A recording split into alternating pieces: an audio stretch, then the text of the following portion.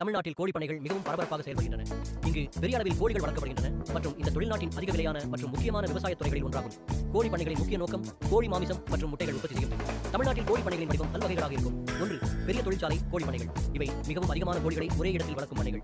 அவற்றில் பல்வேறு தொழில்நுட்பங்களை பயன்படுத்தி தானாகவே உணவு மற்றும் நீர் வழங்கல் செய்யப்படும். இரண்டாவது, சிறிய குடும்ப விவசாய பண்ணைகள். இவை சில கோழிகளை குடும்ப மட்டத்தில் வளர்க்கும் பண்ணைகள். இவை பொதுவாக விவசாயிகளின் குடும்ப தேவைகளுக்காகவே இருக்கும். இந்த தொழில் தமிழ்நாட்டின் உற்பத்தி வீதத்திற்கு முக்கிய பங்காற்றுகிறது.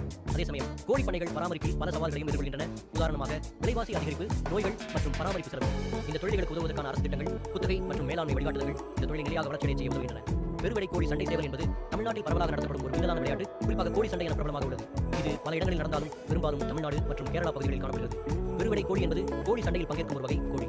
இந்த கோழிகள் மிகவும் வலிமையானவை மற்றும் ஆரோக்கியமானவை. அதனை சண்டை கோழி என்றும் குறிப்பிடலாம். சண்டை சேவல் என்பது கோழிகளை அசைத்துக் கொண்டு நடத்தப்படும் சண்டை போராட்டமாகும்.